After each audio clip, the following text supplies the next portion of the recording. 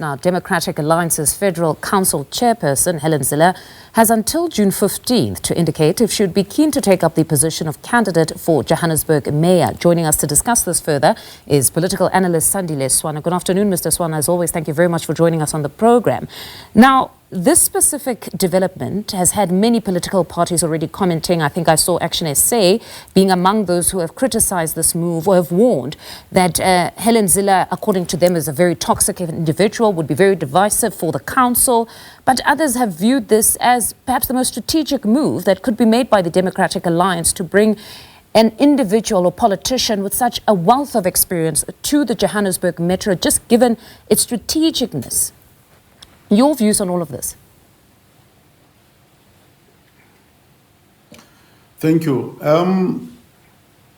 The move by the Helen Zille herself and perhaps even the DA and its sponsors to sort of fly the kite and say they would want to field Helen Zille, to a certain degree, it's a nice way of also kicking off the campaign for next year. And creating a lot of buzz around the DA. In and of itself, from a DA perspective, I think it's a very good move from their perspective. You must remember that small parties like the DA have got a very good chance of getting this, that, on the other. They flighted the Moonshot Pact before, and look where they ended up, and regardless of who they dished along the way. But at least they've got something in hand. So they are trying their move again, but you know that they've had a hard time in Gauteng. They've been kicked out of Tshwane. They've whether you say they left the city of Joburg, but they were kicked out of the city of Joburg, kicked out of Ekurhuleni. They've had a very hard time in Gauteng. But then if we had to look at the campaigns, I mean, next year we're going to local government elections. Many people have argued that in most cases, all of the political parties seem to get one thing right, which is characterizing the problems. They'll all promise to fix the street lights, the potholes, deal with the economy by stimulating the metro's economy. They'll also go on to root out corruption. All of these things is something that absolutely cannot distinguish one political party from the other, because they all state the same thing and commit to do the same thing.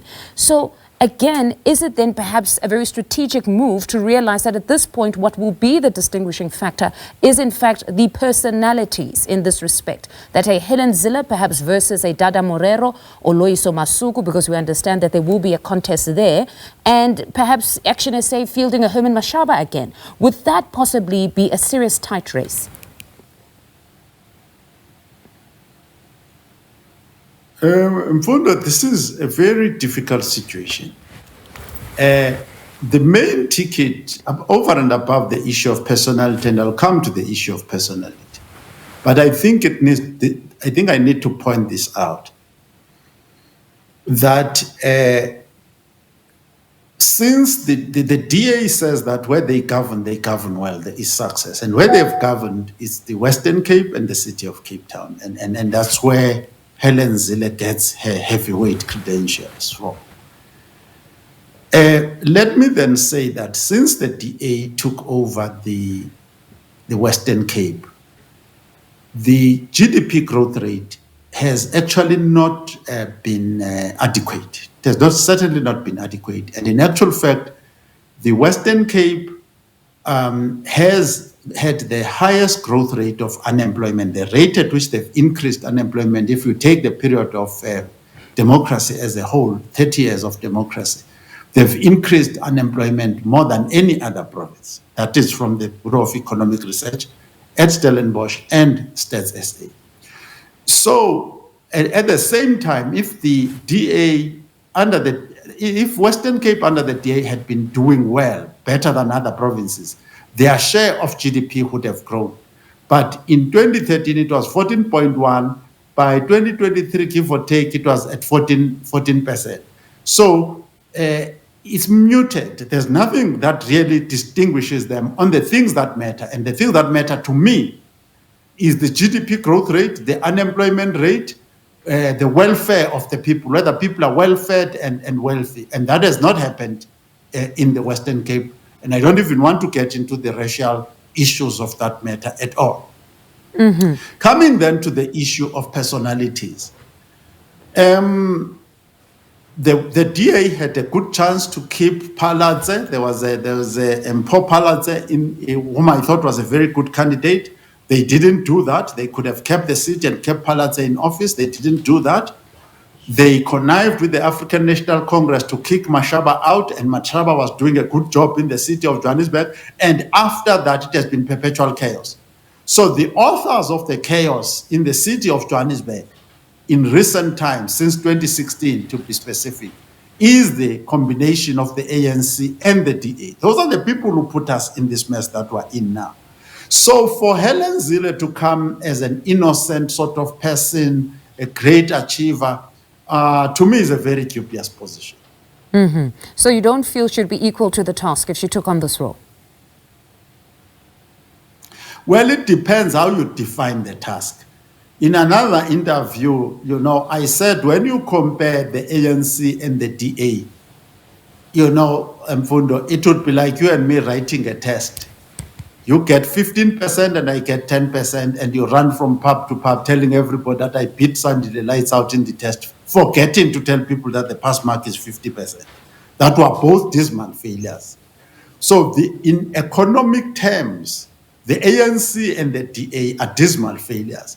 Yes, the DA can keep a town clean, maybe eliminate potholes, etc., but in terms of taking a city forward or taking a nation forward, they do not have that credential. But then as a political... Dada Murero is a disaster. I will not defend Dada Murero on any day. And I wonder why Cyril keeps that guy there. It is a disaster. However, on the other hand, Herman Mashaba and company have put a splendid candidate in the city of Tshwane, and we're starting to see beautiful things in the city of Tshwane. So there's a lot of things. I mean, we can't be bamboozled by Helen Zille and her so-called credentials. I think we But Mr. Swana, we may not hold the brief for anybody here, specifically not the African National Congress or the current mayor, but if we had to look at some of the initiatives now to address the issues of Johannesburg, at least we've heard of the launch of the bomb squad that will deal with a number of issues that continue to plague the metro. What do you make of that? I unfortunately deal with data that is there, that is already accomplished, and so on and so forth. When people are still making promises of what they will achieve, really and truly, I cannot comment on that, because even my commentary about Helen Zille is about history. What was actual, what I can get from Stats SA and such records. I'm looking at graphs. There are graphs and tables in front of me as I talk to you. So unfortunately, I don't have the graphs that pertain to the city of Joburg and Dada Murero. And I'm sure if I got them, there would be a disaster anyway. I suppose if there's anything to read into this is that if you've got political parties looking to field the most senior candidates, then most certainly the local government elections will be the serious battleground that many have been speaking of. Thank you very much for your analysis this afternoon. That is political analyst Sandlile Swana there, just sharing his views on reports that Helen Zille could possibly be looking to be a candidate for Johannesburg Mayor.